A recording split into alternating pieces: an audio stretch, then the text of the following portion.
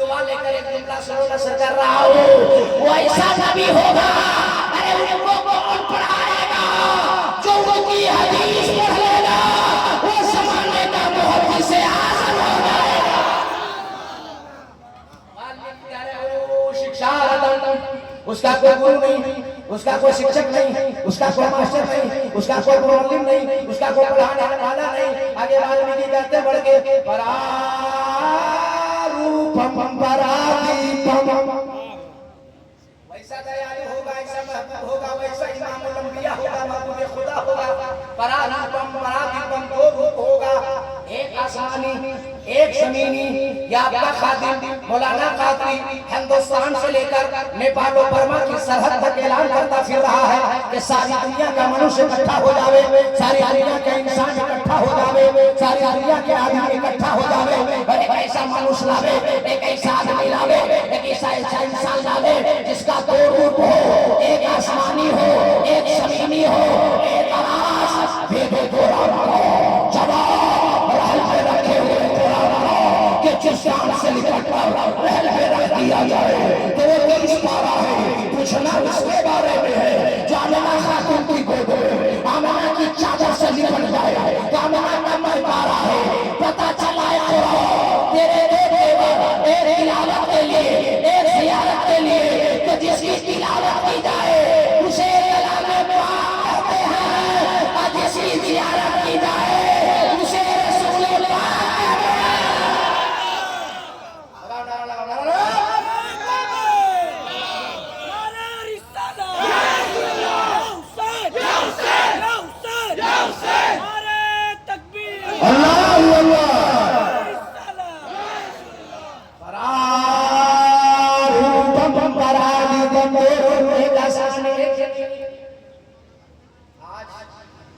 मेरा मुकद्दर अच्छा है, स्टेज पे पढ़े लिखे लोग बैठे।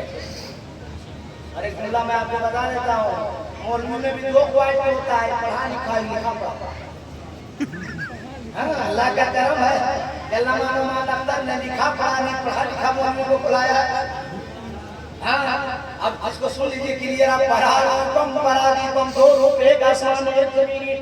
जब मुस्तफा पैदा हुए तो नबी के दादा हजरत अब्दुल मुत्तलिब खाने काबा का तवाफ कर रहे हैं। खाने काबा पे नजर पड़ी तो क्या देखते हैं कि खाने काबा वजद में आया, कभी दाया कभी बाया, कभी आगे कभी पीछे, अपना दोनों कदम पीछे फरमाया। नजर पड़ी मकाम इब्राहिम करते हुए झूम रहा है। दौड़े दौड़े घर गए, बेटी आमिना से कहा, बहू आमिना से कहा, बेटी आमिना अल्लाह के घर काबे को क्या हो गया, काबा वजद में आ गया है। तो नबी की मां फरमाती दादा जा आज के बाद काबा वजद में आएगा, आज के बाद मकाम इब्राहिम वजद में आएगा। जिसके लिए काबा वजद में आया है, मकाम इब्राहिम वजद में आया है, वो मेरा लाडला बेटा आपका प्यारा बेटा आपके घर पैदा हो गया। नारे तकबीर, नारे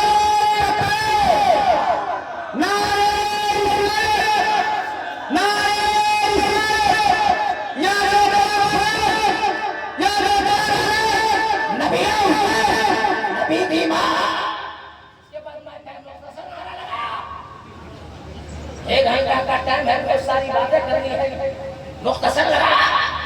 जब जरूरत पड़ेगी मैं बोल दूंगा। सवाब कमाइए, हाथ उठाइए, जी लगा के बोलिए या हुसैन। गांधी जी जिसे हिंदुस्तान में बाबा कहा जाता है, गांधी जी ने अपने चैप्टर में लिखा है कि करबला के इमाम हुसैन के चंद सिपाही अगर हमें मिल गए होते तो हिंदुस्तान को आजाद करने में 1947 का इंतजार करना नहीं पड़ता। अभी मैं आपको उस तारीख के कुछ बात बताऊंगा, मैं अपना काम तो कर लूं। वाल्मीकि ने कहा परारूपम परादीपम दो रूप एक आसमान एक जमीन। अब नबी के दादा को जब जवाब मिला कि आपका वो पोता पैदा हुआ जो खुशी में खाने काबा वजद में आ गया है।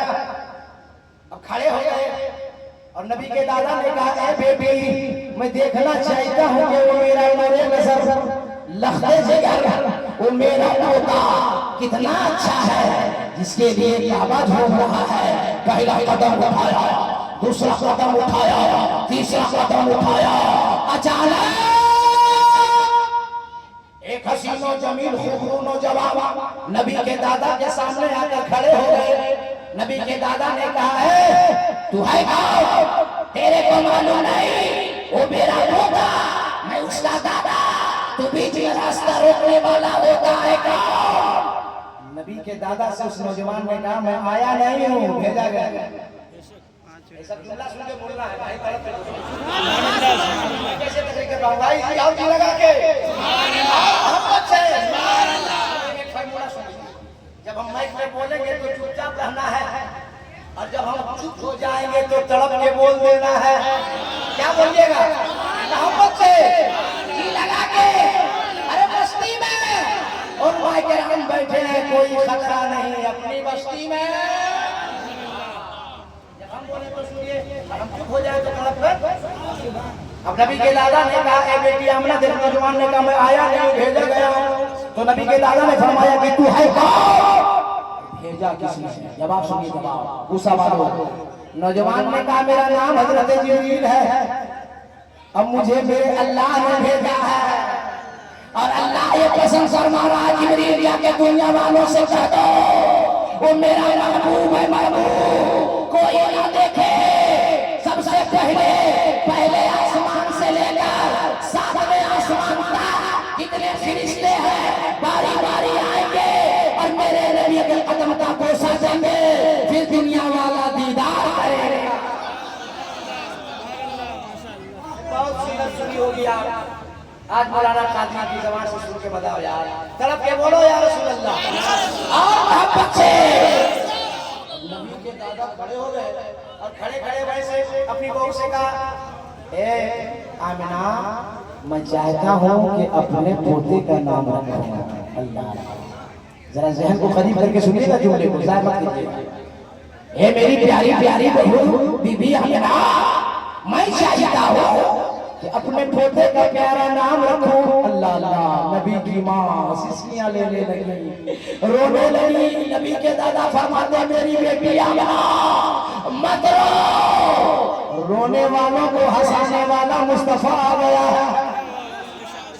बेटी आमिना मत रो, अगर मेरा नाम रखना पसंद नहीं तो एक नाम तू रख ले, एक नाम मैं रख लेता हूँ। तो रोते रोते नबी की माँ बीबी आमिना खातून ने फरमाया दादा जान आप क्या नाम रखेंगे?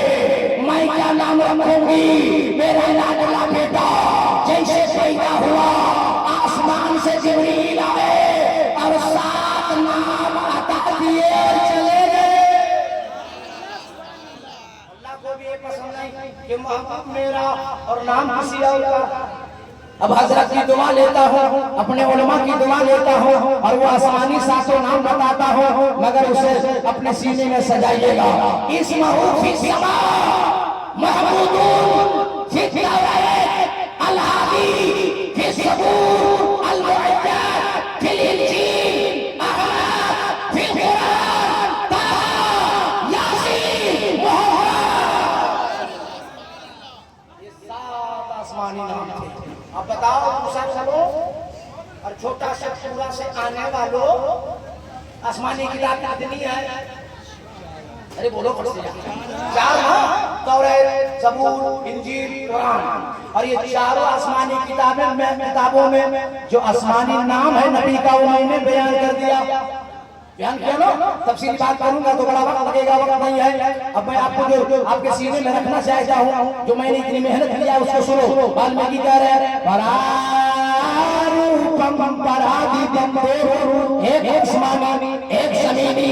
अब पूरी दुनिया में ज़ाते मुस्तफा के अलावा कोई ऐसी ज़ात नहीं है, नबी की ज़ात वाहिद ऐसी ज़ात है जिनका आसमान में नाम अहमद है, ज़मीन में नाम मोहम्मद है। आएंगे अहमद बन के और ज़माने में छा जाएंगे मोहम्मद बन के। मेरे तरीक़त रहबर है शरीयत खतीब आज़म हिंदुस्तान, हम सबके गार्जियन हज़रत अल्लामा मौलाना गुलाम मुर्तज़ा साहब क़िबला हबीबी जब नजर उठा के देखते हैं तब तक नया मौला रहा है। तो तड़प के बोलना तो यार और जी लगा के आएंगे जरूर बन के और जमाने में छा जाएंगे हुजूर बन के ना।